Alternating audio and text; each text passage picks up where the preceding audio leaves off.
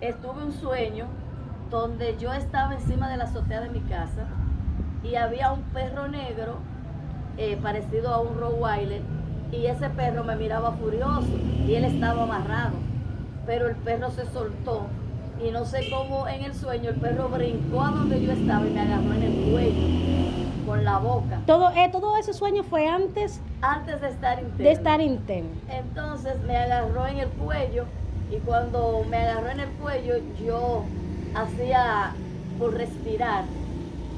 Eso era como quien dice el proceso prácticamente que yo iba a pasar. ¿Qué iba a pasar? ¿Por qué? Porque el perro no me mordió, él me tenía la boca ahí. Entonces yo sentía como los latidos de mi corazón disminuían y mi respiración, y que yo no podía respirar y no me lo podía quitar de encima. Era como que tenía un peso que me estaba... Prácticamente lo que usted estaba viviendo en la clínica. Sí, entonces cuando me pasó eso, yo decía, y yo por quitarlo, yo decía, Dios mío, yo no puedo, ayúdame, que yo no puedo, dame fuerza, ayúdame. Y escuché cuando esa voz me dijo, échalo fuera en mi nombre. Y entonces cuando me dijo así, yo le dije, te echo fuera en el nombre de Jesús, suéltame que tú no tienes poder.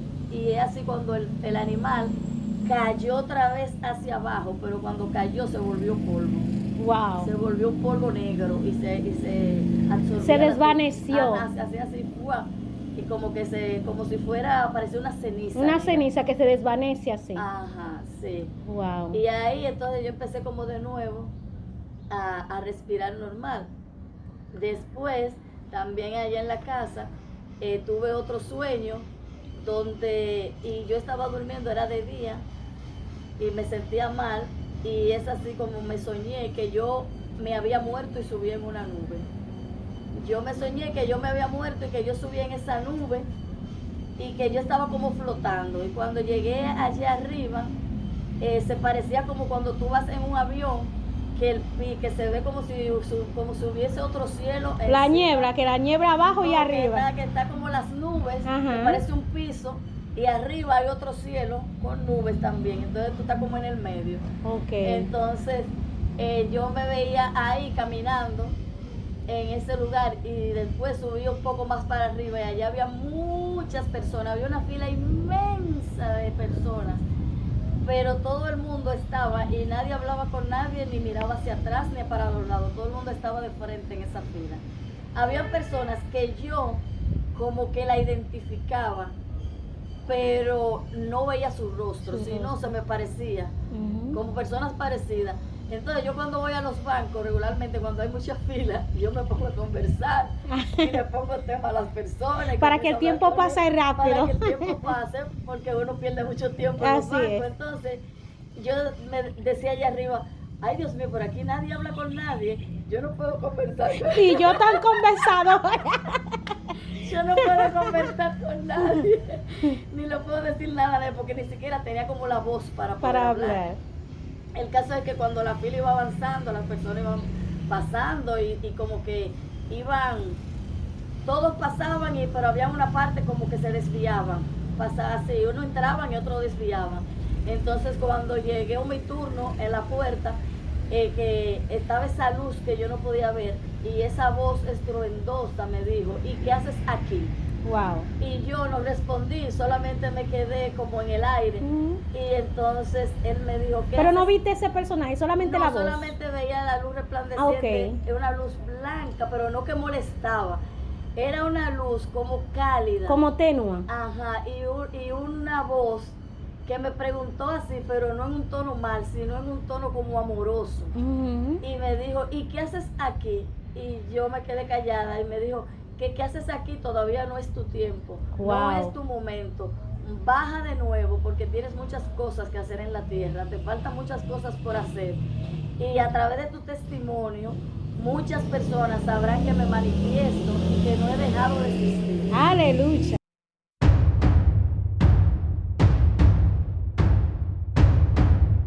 Saludos. Bienvenido a tu programa Desbloqueando Historia RD. Hoy tenemos con nosotras una hermosa dama, madre luchadora, incansable, vencedora de muchas pruebas y obstáculos. Durante la pandemia luchó contra la muerte y venció. Vamos a conocer un poco más de ella y de su historia. Ella es Yomedi. Ella es Yomedi, sierva de Dios, del Altísimo. Es una guerrera. Entonces ella nos va a contar cómo escapó de la muerte mientras se encontraba en un hospital. Durante la pandemia muchas personas tuvieron sus altas y bajas y otras ya no están. Algunos quedaron con la secuela del virus. Pero a ti, Dios te ha dado una oportunidad de poder compartir tu experiencia con el mundo sobre el coronavirus y el mundo, cómo ha tratado el coronavirus a la persona. No somos todos, tenemos la dicha de estar vivos para contarlo, ¿verdad que sí? Entonces, la pregunta es, ¿cómo sucedió, cómo te ha tratado la pandemia? ¿Qué te sucedió durante la pandemia? Bienvenido, Yomedi. Muy buenos días, mi nombre es Yomedi Díaz. Bueno, tengo para testificar, para darle la gloria y la honra al Señor, de que en la pandemia, ya en el 2000, cuando comenzó la pandemia en el 2020, a mí me dio el COVID, pero fue algo ligero. Pero en el 2021, ahí yo fui y me contagié entonces de la cepa Delta. Pero esa cepa no da ningún síntoma, simplemente se aísla en los pulmones y te produce una neumonía. Y cuando ya viene a salir ya está en estado grave. Eso pasó conmigo y es así como yo había venido de viaje y cuando llegué como a los 10 días me comencé a sentir mal, empecé a sentir agotamiento, no podía, me cansaba y dije déjame ir al doctor y fui al neumólogo. Me indicaron hacerme unas radiografías y en las radiografías se dieron de cuenta de que mis pulmones, el pulmón derecho no se veía porque estaba lleno de flema. Wow. Entonces me mandaron a hacer otro estudio más profundo, una tomografía de tórax y ahí dijeron que tenían que internarme de emergencia porque los pulmones míos estaban a punto de colapsar y que no sabían cómo yo andaba caminando y llevando mi vida normal porque en la condición que yo estaba era de una persona que no podía respirar. Wow. Para la gloria de Dios, empezaron a medicarme. Yo le dije que tenía que esperar que mi hija saliera del trabajo y que yo me iba a preparar mi bulto como cuando uno va de parto. Y yo no estaba para nada asustada ni preocupada porque yo digo que tal vez sería que yo no entendía la gravedad de la situación. Sí. ¿Te preparaste entonces el bulto como quien va a recibir a un bebé? Que me iba de risol. Ay, Dios mío. ¿Y qué pasó de ahí a continuación? Bueno, después de ahí me internaron en una clínica, en la clínica Altagracia. Ahí estuve interna y no había mejoría. Cada día me sentía, yo llegué guiando y llegué con mis propios pies y según iban pasando los días me iba poniendo peor, tuvieron que ponerme oxígeno ya el segundo día de haber ingresado. Ok, una cosa, llegaste bien con tu bultico y todo preparado, llegaste manejando. Sí. Entonces, a partir de ahí, ¿qué día fue el mismo momento te internaron o pasaron un par de días o fuiste para que me interne, pero te fuiste normal? ¿Fue el mismo día te dejaron internar? Ellos me mandaron a hacer los estudios. Cuando ellos vieron en la tomografía, dijeron que había que internarme de emergencia. Entonces yo pensé en mí, no, eso es ellos para alarmar, para sacar dinero, como era una clínica. Pero entonces yo le dije, bueno, yo no puedo internarme sola, yo vivo con mi hija, cuando ella salga del trabajo, entonces yo voy a venir para acá. Pero antes de eso, yo había estado tratándome con otro neumólogo y ya tenía 15 días en la casa que me estaba medicando y no me hacía nada. Entonces, cuando yo fui a ver ese neumólogo, que él me mandó a hacer un estudio y me dijo que le mandara los resultados por WhatsApp, yo se lo envié y él nunca lo vio. Cuando yo empecé como a sentirme peor, fui a donde él, porque para mí yo estaba bien, porque se supone que si él me dijo que le enviara los resultados, era porque él lo iba a ver y si él no me llamó para que yo fuera. Es porque todo está bien. Entonces entonces cuando yo llegué allá, que esperé casi hasta las 11 de la noche, porque iban muchas personas en ese tiempo, y cuando él me ve, mi oxigenación estaba en 84, mi oxigenación pulmonar. Ay, Dios mío. Y él decía que no sabía cómo era que yo no estaba asfixiándome, porque estaba muy por debajo. Lo normal es que esté en 90 y 100. Y yo lo tenía Se había en 84. bajado. Wow. El oxígeno. Él decía, yo no siento cómo te llega oxígeno. Pero según tú, ¿cómo te sentías? No, yo me sentía cansada, pero no era que estaba ahogándome como asfixiada. Entonces, cuando él me vio los resultados que se los llevé, al él no decirme nada, entonces él me echó la culpa a mí. Me dijo que yo era la que estaba enferma, que yo era la que tenía que haber ido antes de esa semana. O sea, él usó esta excusa porque como él no llegó a ver los mensajes, No, ni ni te llegó a ver los respondió, resultados. entonces te está culpando de que Sí. si tú estás en esa situación, Es por él no mi tiene culpa, la culpa. Que él no tiene la culpa, que es por mi culpa. Wow, pero esa es Entonces, negligencia médica. sí, entonces él me dice así, y al hablarme así, yo estoy con mi hija, me dice, bueno, yo no tengo la culpa porque usted está casi al dar un paro respiratorio y eso no es mi responsabilidad. Pero así de crudo. Sí, me dijo, mire, y me desajució en ese momento, él me desahució y se lavó las manos como Pilato. Y yo le dije, pero usted no tiene, me dijo, usted hay que internarla de emergencia, váyase a Secanol. O sea, no te dio opciones, no te dijo, vete hasta el médico, a tal lugar para que te atienda porque yo no puedo. No. Sino te dijo, ya te vas a morir y ya. Sí, le dijo a mí. En otra palabra, ¿verdad? Sí, me dijo a mi hija y me dijo a mí, bueno, si ella no la internan hoy, ella no amanece viva, porque ella, aunque tú la veas así, ella va a morir caminando, porque ella tiene una condición que yo no sé cómo ella está parada. Y entonces a mí, al mi médico decirme eso, yo me puse nerviosa. Claro. Entonces yo pensé que me iba a dar hasta un derrame, porque empezó a latirme todo el lado derecho. Los nervios. Todo el lado derecho, y por encima de la mascarilla se me veía la alteración. Y él muy normal me dijo, eso es culpa suya. Fríamente. Fríamente, eso es culpa suya, yo no tengo que ver con eso. Yo le dije, pero entonces intérneme usted. No, yo no la puedo internar, yo no tengo dónde internarla.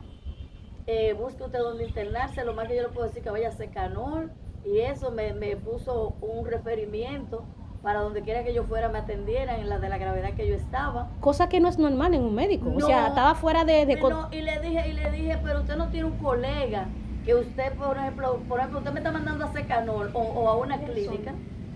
Yo le digo, a una clínica, usted no puede mandarme y a donde alguien que usted conozca, otro neumólogo que usted me refiere y me diga, mira, y lo llame y le diga, te voy a mandar una paciente ya que usted no tiene dónde tener. Exacto. ¿Usted sabe qué me dijo? Que él no tenía nadie. ¿Cómo va a ser que un médico no va a tener relaciones? No va a tener relaciones, no va a conocer otro neumólogo que él me pueda referir. Lo que pasa es que en la gravedad que él permitió que ya yo estaba, él no quería que nadie más se enterara de lo que había sucedido. Ok. Él quería tapar. Porque claro, iban a culparle No, porque- también de exacto, negligencia médica. Sí, porque iban a decir que porque él no me dio los cuidados. Exacto. Entonces él no quería dañar su reputación. Y él me soltó, como quien dice, a mi suerte. A tu sueldo. Y además ahí estaba la prueba desde cuando tú le enviaste. Desde cuando yo había empezado el tratamiento, yo había gastado muchísimo dinero porque esos medicamentos son carísimos. Y yo tenía ya como 15 días medicándome en la casa. Y él me estaba dando seguimiento. El problema vino cuando yo le envié los resultados que él no le dio seguimiento. No le dio seguimiento. Ay, Dios mío. ¿Y cuánto tiempo duraste con ese proceso? Y luego de ahí, ¿a dónde fuiste para que te internaran? Bueno, después de ahí, esa misma noche, fuimos a la clínica Altagracia.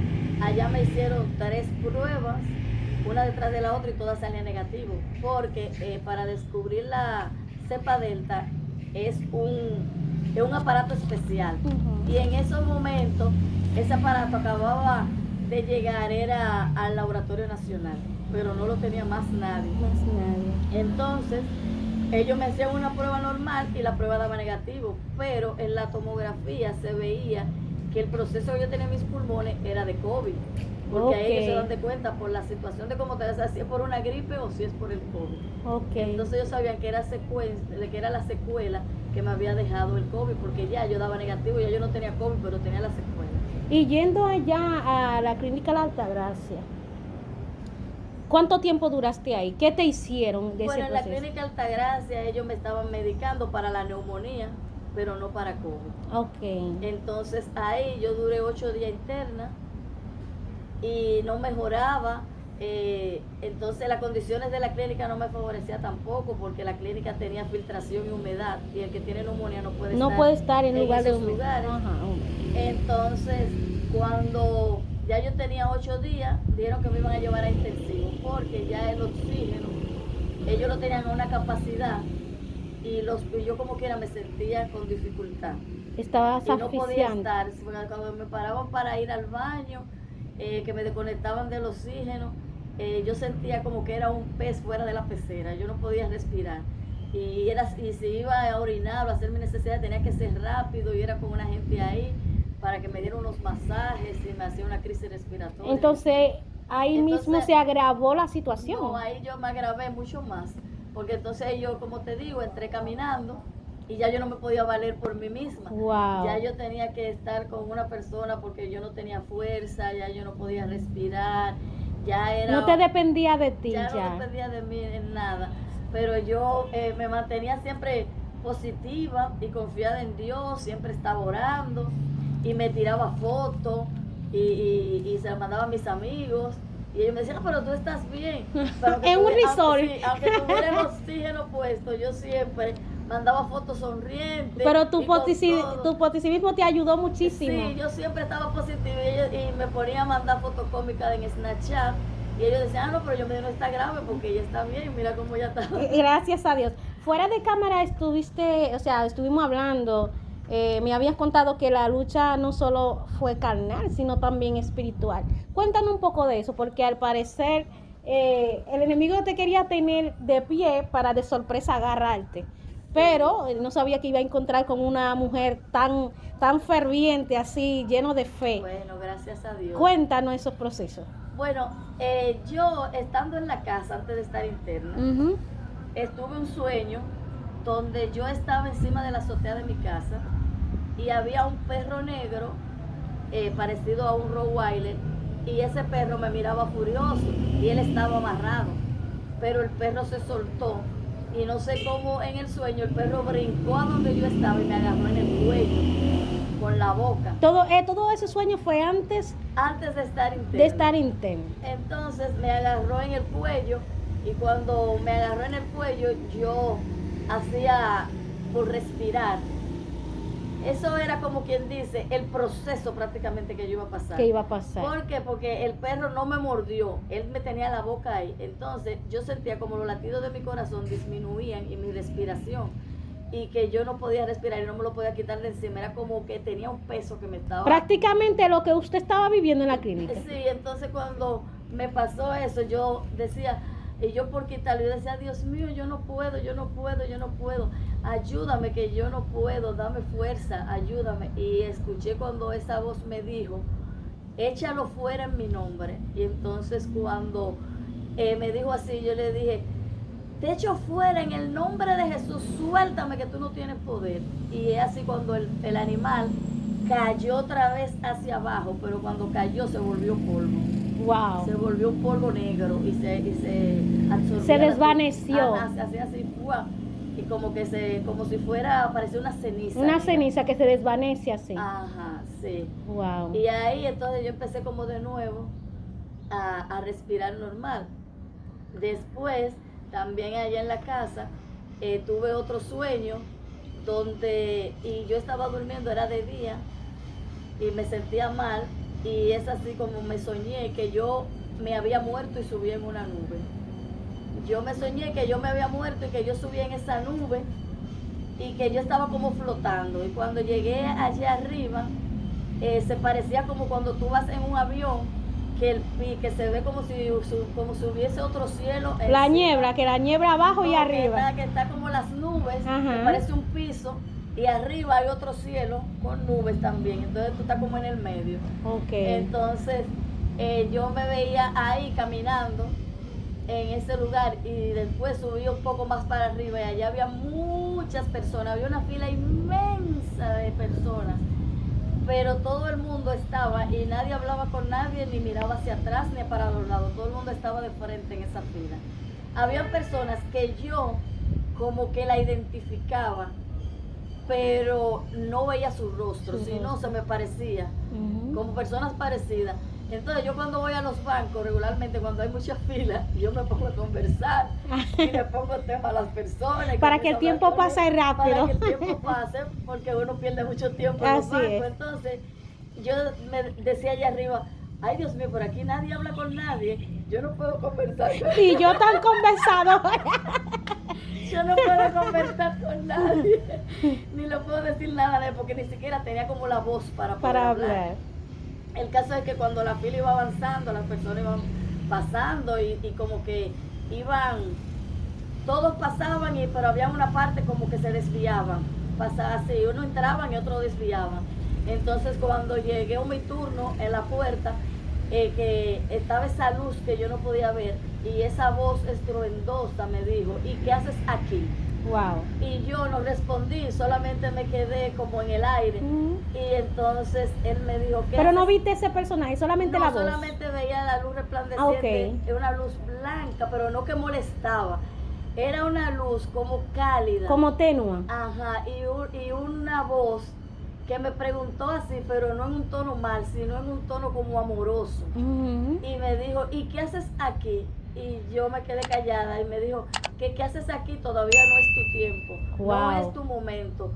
Baja de nuevo porque tienes muchas cosas que hacer en la tierra, te faltan muchas cosas por hacer.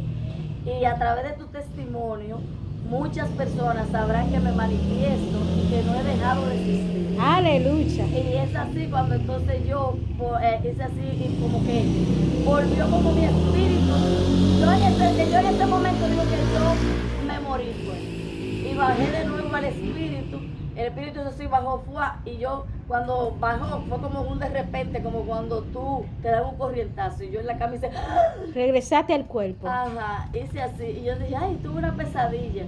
Pero no era una pesadilla porque... Es una visión realmente. Porque yo no estaba como dormida profundamente. Fue como cuando tú como que adormitas. Porque yo escuchaba todo lo que se hablaba. Es una visión. Porque la pesadilla mayormente dicen que, bueno, suele darse como con espanto, pero esa visión fue agradable. Sí. Entonces yo lo tomé como, en realidad lo tomé como un sueño. Y como yo estaba en la casa, todavía no me habían internado, no sabía, pero ese sueño lo que me estaba revelando a mí, que yo iba a estar prácticamente en la muerte. Tú ibas a pasar por la muerte. Iba a pasar por la muerte, pero que no me iba que de ahí no tú iba ibas a salir, así es. De ahí tú ibas a salir. Así entonces ahí completa también el Salmo 23. Aunque ande en el valle de la sombra de muerte, no temerá tu alma. Exacto. Sí, así mismo. Y es tan tal que cuando yo incluso estuve interna, que estuve en intensivo, porque me llevaron, mi hijo me sacó de esa clínica, cuando me iban a entrar a intensivo, yo sentí que si me quedaba ahí iba a morir. Entonces me dijo, mami, ¿tú te sientes bien aquí? ¿Tú quieres que te saquemos de aquí a otro lugar? No importa dónde, yo te voy a llevar donde a ti te vayan a poner bien. Después de Dios, que la ciencia sea que haga el trabajo. Entonces, él me dijo, ¿quieres que te dejen y te entren en intensivo? Porque me dicen que hoy te van a bajar a intensivo. Y yo le dije, sácame de aquí. Y entonces, los médicos le pusieron trabas, que no me podía llevar. Y él dijo, yo me hago responsable. Todo lo que haya que firmar, yo lo voy a firmar. Porque Dios siempre puso ángeles. Las enfermeras me trataban con un amor y los médicos. Y un médico que era residente, que estaba de turno, que entró en la mañana, cuando él fue y me tomó la oxigenación con otra residente, que no eran médicos de planta, eran los residentes. Entonces, cuando ellos fueron y me tomaron la oxigenación, vieron que mi oxigenación estaba como en 86. Y ellos fue que dijeron que iban a llamar a la doctora para que me internara, para que me mandaran a intensivo. Entonces, el mismo médico, después que se fue la muchacha que estaba ahí, me dijo, si usted puede irse a otro lugar, si su familia la puede llevar a otro lugar, que la lleven a otro lugar. Qué bien. Me dijo él. Y yo le dije, sí, yo me quiero ir a otro lugar. Y dijo, sí, para que allá le pongan, porque usted no está mejorando, usted se va degradando cada día más. Por fin apareció alguien comprensivo. Sí, y ese muchacho era un muchacho joven y él mismo habló con mi hijo y le explicó todo. Él mismo habló con él y le dijo, mire, tiene que hacer esto, si usted la puede llevar a la plaza, si la puede llevar a otro lugar donde tenga mejor equipamiento, llévesela. Y él mismo le ayudó para que me sacara Con de el ahí proceso. todo. Ellos dijeron que sin una ambulancia no me podían sacar, no aparecían ambulancias, Wow. porque tenía que andar con oxígeno. Pero Dios es tan grande y poderoso y los propósitos de Dios son tan maravillosos que mi hermano, él tiene una jipeta y él me dijo, ¿tú crees que tú soportas llegar a la clínica sin oxígeno? Porque no aparecen ambulancias. Y ellos dicen que si no hay una ambulancia, no te podemos sacar de aquí. Entonces, si tú dices que tú puedes, ellos entonces van a dar la autorización para que tú puedas salir sin el oxígeno. Yo le dije, sí, yo puedo. Entonces yo firmé un papel donde yo me hacía responsable, que yo había dicho que podía. Y es así como, oye, Dios es tan poderoso que yo no podía quitarme ese oxígeno ni siquiera para ir al baño. Y ese momento sí lo en ese quitaste. momento yo le dije, Señor, yo estoy en tus manos, sopla aliento de vida a mis pulmones y que se haga tu voluntad. Así y es así como me quitaron el oxígeno, yo me bajaron en una silla de rueda, yo me subí por mis pies a la guagua de mi hermano y me senté, que yo no tenía fuerza absolutamente para nada. Wow. Y yo me senté ahí detrás y yo iba en el camino, Señor, no deje que me dé una crisis. Yo iba orando todo el camino y yo me sentía sofocada y cuando yo respiraba hacía ¡uy! Wow. Y mi hermano, para no asustarme, él se quedaba normal y decía, oh, ¿y tú estás pitando?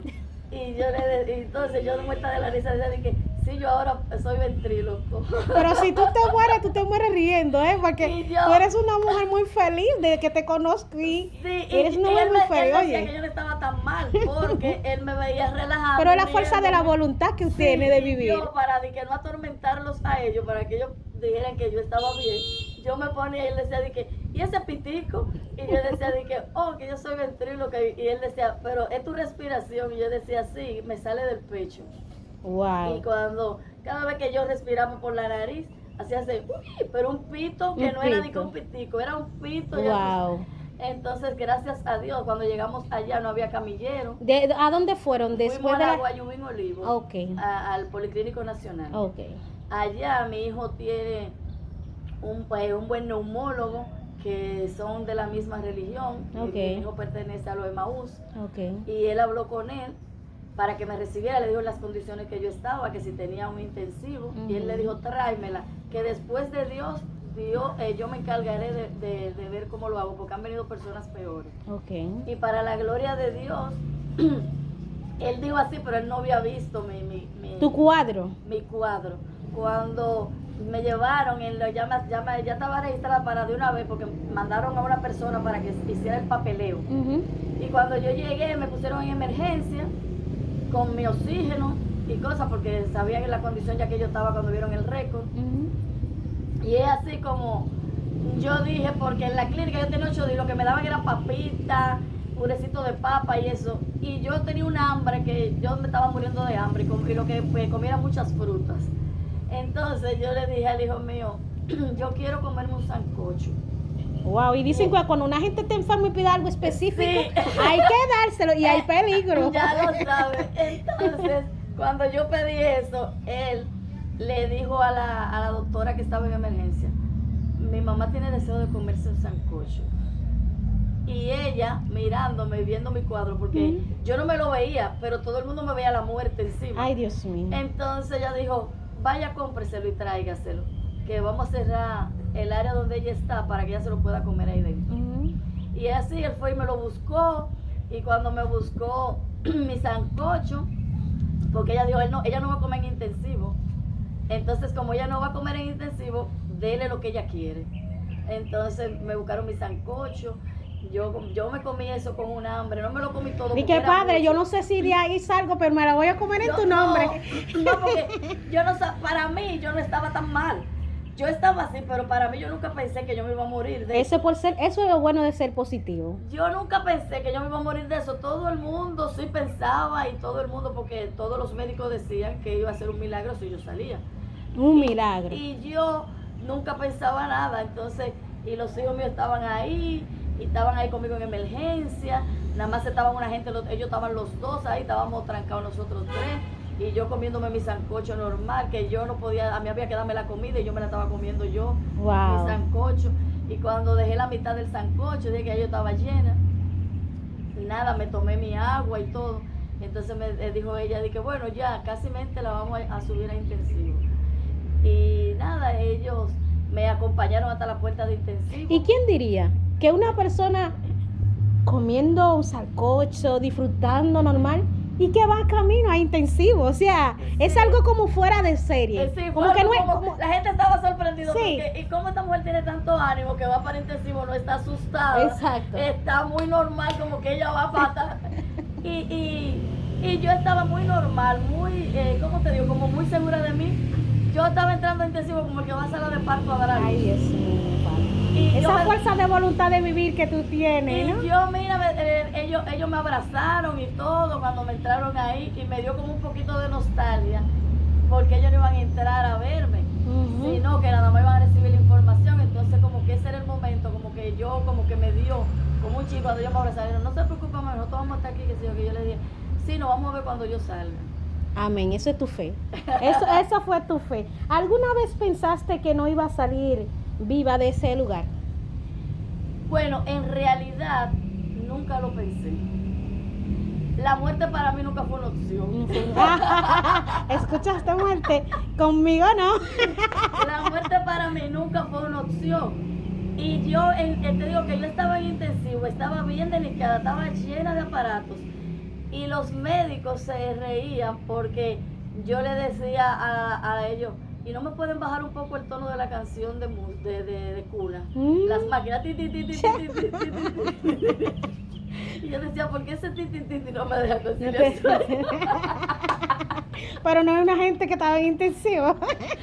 Y ellos decían, y había un doctor que decía, ella va a salir de aquí porque esa mujer es muy positiva, esa señora.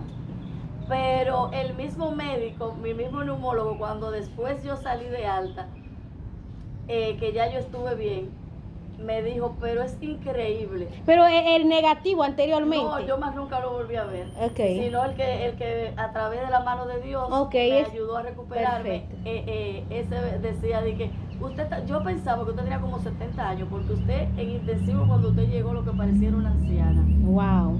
Me dijo, usted parecía una anciana, pero usted es una mujer joven. ¿Y cómo era, Dios mío, cuando la gente está enferma se desgasta? Se desgasta. Porque mire, usted de verdad, yo pensaba que usted tenía que tener, y ahora usted no aparenta ni siquiera la edad que tiene. Así es. Y yo digo, bueno, la gloria de Dios, lo que pasa es que Dios me inyectó colágeno y de todo esto. No, pero esa sonrisa y esa fue la manera de tomar la vida, aún sabiendo de la situación que estaba pasando, de esa forma, entonces, pero aún así tú dices, no, yo tengo que vivir, o sea, y además ese sueño te dio fuerza, que ese fue un encuentro con Dios, Sí, pero prácticamente. Yo, si tú supieras que yo en ningún momento volví a recordar. No te acordaste yo de eso. Yo de ese sueño lo vi como un sueño, no Wow. como una revelación. Yo vine a verlo como una revelación ya cuando pasé tantas situaciones ahí, que entonces yo agarré y me puse en cuenta con Dios en intensivo. Y me puse a conversar con él, con el Espíritu, y yo le decía, Señor, yo tenía tanta paz, de verdad, y tanta alegría, que llegó un momento que yo quería como quedarme en ese ambiente de paz, porque era algo como extraordinario, no era algo que tenía que ver como con esta agonía del mundo. Wow. Era como que yo estaba como si estuviera traspasada. En esta sí. Sí, y yo decía, Señor, si es tu voluntad y te place, darme una segunda oportunidad. Mira, mi hija no tiene hijos, a mí me gustaría ver los nietos de ella, me gustaría ayudarla a criarlos, que tú me ayudes para orientarlos y guiarlos en tu camino para que sean hijos tuyos. Si te place, si es tu voluntad, que se haga siempre tu voluntad y no la mía. Si es tu voluntad que esta copa pase de mí, pues entonces tú lo permites. Y le dije, y en caso de que ya yo vaya a partir a tu presencia, solo te pido que fortalezca a mis hijos y a mi mamá, que son los que más van a sufrir en ese momento. Yo le dije principalmente a mi hija que vive conmigo, porque ella es muy apegada a mí, tú te encargarás de consolarla. Y entonces el enemigo nunca dejó de meter su cola. Wow. Porque yo estaba en un grupo familiar y ellos pensaban que me habían sacado del grupo porque ahí hablaban todo en cuanto iba con mi salud. Entonces, yo ni lo chequeaba, porque el celular ellos me ponían ahí, yo lo que escuchaba alabanza y escuchaba prédica. Y no estaba también para revisar y no estaba como conversaciones. para revisar eso. Pero en un momento agarré y tomé el celular y comencé a leer y a escuchar notas de voz. Y ahí escuché cuando mi hermano, el que va después de mí, estaba llorando y estaba diciendo que me habían dado 24 horas de vida, que había que buscar, que el médico dijo que la última opción que iban a hacer era buscar un medicamento de alto costo, que fue el que le pusieron a Cruz y ese medicamento no aparecía.